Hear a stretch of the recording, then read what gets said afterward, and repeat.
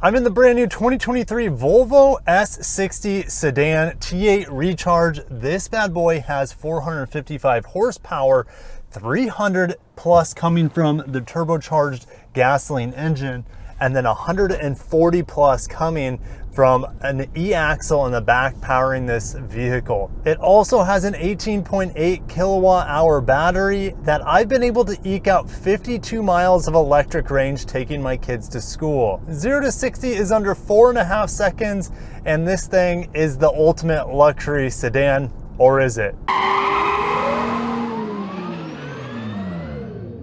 Coming in at $63K, this S60 is decked out. It's got the ultimate package, and it's also in the black edition. So I'll get more into that in a little bit. If you're new to the channel, my name's Kirk. Talk about Japanese and Korean cars mainly on this channel, as well as a little Volvo, Volkswagen action from time to time. So if you're into that, make sure to subscribe. But I will also answer all of your questions about this vehicle in the comments below on my separate channel, which is called Kirky Cars, where I'll have a more of a sit-down studio discussion with you in the comments on this video on my other channel. So make sure to check that out. And those are some cute chihuahuas. So let's start with the outside. The exterior of the S60 is very humble. Now, this black package or black edition is not very Volvo-esque. I feel like it's taken a page out of the Nissan Midnight Edition. I reviewed a 2022 Sentra that had the same sort of color scheme, kind of like the Stormtrooper vibes. And I feel like it takes away a little bit from the classiness of this vehicle.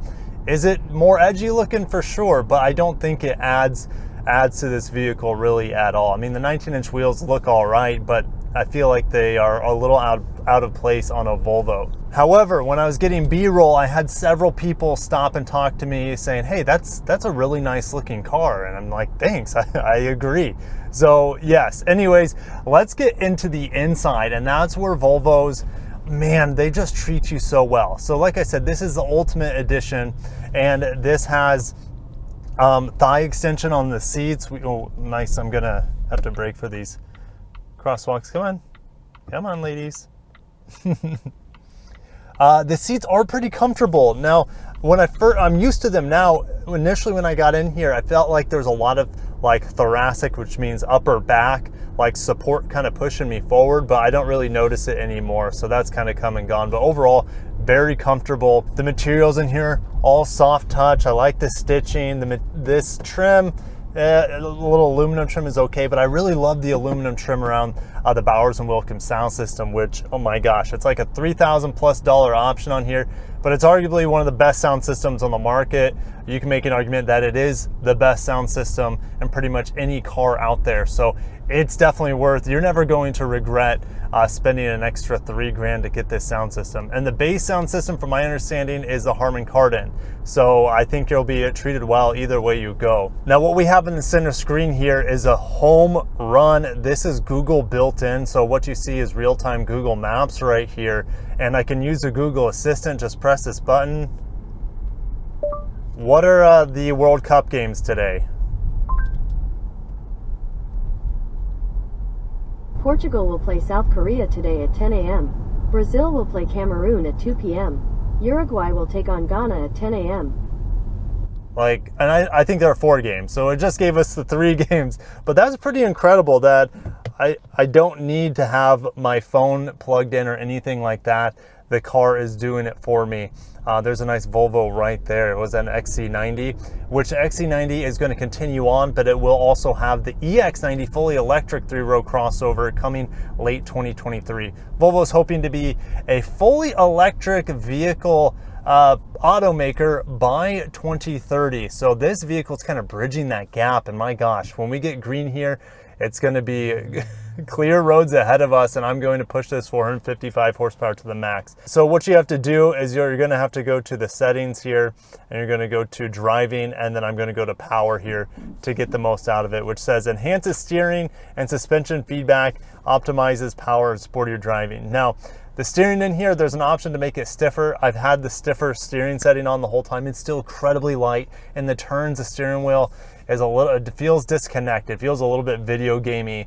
The car handles well. You just don't get a lot of feedback from the steering wheel. The steering wheel itself, though, is excellent. I love the thickness, the girth of the steering wheel. I drove a Mazda Miata last week, and that has like the skinniest little steering wheel. This feels really good in my hands. I love the buttons here to control the radio and your presets, and on the left side are your driving assist buttons. The radar cruise control and lane keep I used taking my kids to school this morning, and if you're going in a straight line, you really don't have to touch the brake or the gas. It kind of does it all for you, so it's very, very excellent. Another safety feature in this ultimate grade, I guess you could say, is a head-up display. Very minimal, kind of on the small end, but very bright and easy to see. It doesn't give me that double vision effect.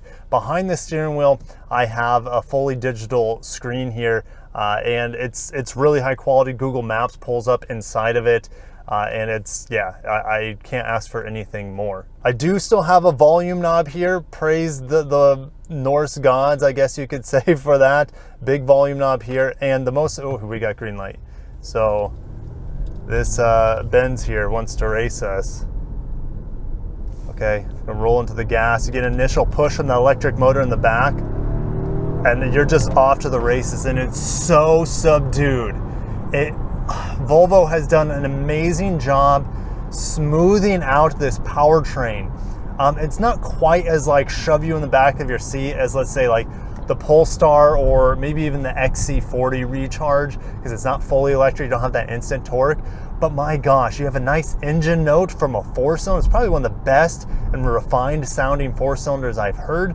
And you also have it mated to an 8-speed automatic transmission, and that transmission comes from none other than Aishin, which is Toyota's manufacturer for transmission. So what's it like when you need to have a little bit of power on tap? I'm going 40 right now, foot down.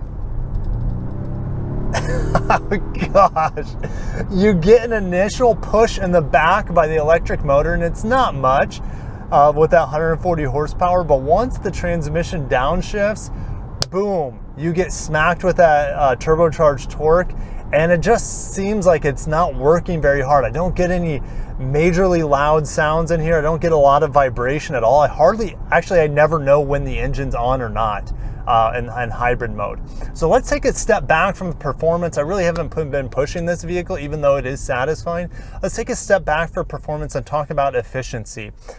Plugging in this vehicle, when the battery's completely discharged, let's say 0 miles left on the little clock here, it'll take about 9 hours just plugging it into your normal household plug-in. So you just plug it in at night, you'll have a full battery, and it'll say on average 45 miles of range, but I got 52 miles of range taking my kids to school. A little mixed driving, mainly in town, up to about 60 miles an hour. So and the temperatures have been pretty good here as well to maximize that 50 plus miles of range. Very impressive. What is the efficiency like when the battery is depleted and you're just running in normal hybrid mode?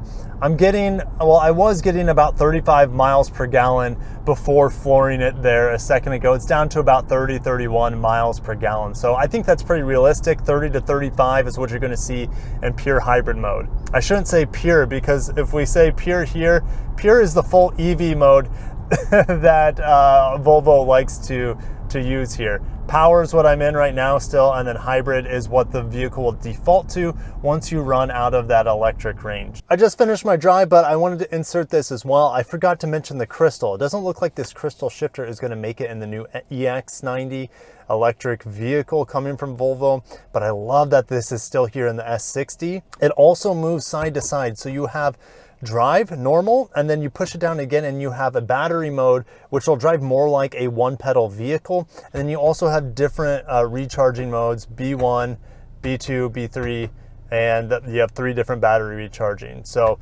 it's pretty cool. I typically just leave it in normal drive. I just think the driving dynamics are better in normal drive. And then I take the creep function off that allows this vehicle to be one pedal driving essentially in like traffic jams and low speed maneuvers. All right, back to the review. A couple other amenities in here. I do have a heated steering wheel, 3 different settings and 3 different settings of heated seats. I don't have ventilated seats in here, which is kind of surprising for such a pricey vehicle. And the sunroof, it's almost like a oversized sunroof, kind of like the Kia EV6 It's not a panel roof by any means. It just helps bring in a little bit extra light, and I really appreciate it. The ride quality in here is on the firmer side, kind of par for course for most Volvos. If you hit some unbroken pavement, sometimes it feels a little harsh, but overall the ride quality is pretty smooth, and it's very quiet in this vehicle. And even when I put the pedal down, God, there's so much power. Anyways, when I put the pedal down, the engine never is, like I said, too loud. It actually sounds really good in here. Now, let's say you need gas. The great thing about this Google built-in is I can just press gas here and it'll show me the nearest gas stations. But one step further into the future, we have this plug-in. So it'll tell you where you can charge your car, the quickest destinations, charge point, which that one's at if I remember right, Mercedes-Benz dealership, and it's just like a level 1 or level 2. It's super slow. So you definitely want to find some fast charging if you can in your area. But that's the thing, that's the beauty of a plug-in hybrid. You don't need to go charge it if you're on the road. You charge it at home, and then you just fill it up with gas when you're out and about, if you're traveling over long distances. Plug-in hybrids continue to be the best of both worlds. They cost a little bit more than, let's say, a standard hybrid or just a normal gas car, but man, they give you that full electric driving experience. They give you a lot of performance and just an amazing overall ownership experience, I would say. I haven't spoken about the back seat. I surprisingly had a lot of legroom back there, but the problem is that the batteries are sandwiched in what would traditionally be like the tunnel for the drive shaft. So the batteries help where they're located. They help, the center of gravity and the weight distribution of this vehicle. Unfortunately, if you have 3 passengers in the back, they're not going to know what to do with their legs. They're going to be a little cramped back there because of the battery tunnel there. But there is charging back there for USB-Cs. My camera's running off of it right now. You also have heated rear seats back there in this Ultimate grade. I really don't have anything bad to say about this Volvo S60. Tons of performance. Love the tech in here. Love the luxury overall. I'm just not a fan of black interiors. I wish this came with a nice light gray, or even Volvo's signature wool seats that are just beautiful. I do have some shiny black plastic in here. It has never blinded me yet, even though I have black plastic around the screen. And when the cup holder slider is slid shut, I do have a lot of black plastic there. And it's not, unlike the XC90, this is like a high quality wood, where here it's like just a shiny black, unfortunately. But like I said, haven't been blinded yet. I just wish this was a different material. Volvo S60 sedan is built in South Carolina. Volvo will also build the EX90 fully electric SUV there. Does that mean this will qualify for the tax credit? I believe it does qualify for the tax credit until the end of the year, which is about a month at the time of this recording. And then starting January 1st, things will change. Now, $55,000 is going to be the hard limit, I believe, beginning in January. And this is a fluid situation with this new tax credit system. So stay tuned. But if $55,000 is the hard limit for getting a tax credit on a sedan, the only one that would qualify is the most basic version of this plug-in hybrid. Once you go up in packages, this Ultimate, for example, will never ever qualify because it's just too expensive to qualify for that $7,500. But let's do a U-turn here and do one last just acceleration run to end the video. Gosh. Oh my gosh, that is, it's so sneaky quick. My goodness. Got up to 70 there, and it's just so nonchalant about its just high performance acceleration. But I'm gonna end it there, guys. Thank you so much for watching my review, and definitely put your comments down below, because I know there's more things you want me to address, because I will address them on my second channel that's focused on electrified vehicles, Kirky Cars. Check that out. And if you made it this far, subscribe to this channel. If you're not, hit the bell icon and the like button, all that good stuff. Thank you so much for watching. Have a wonderful day. Take care of yourselves, and peace.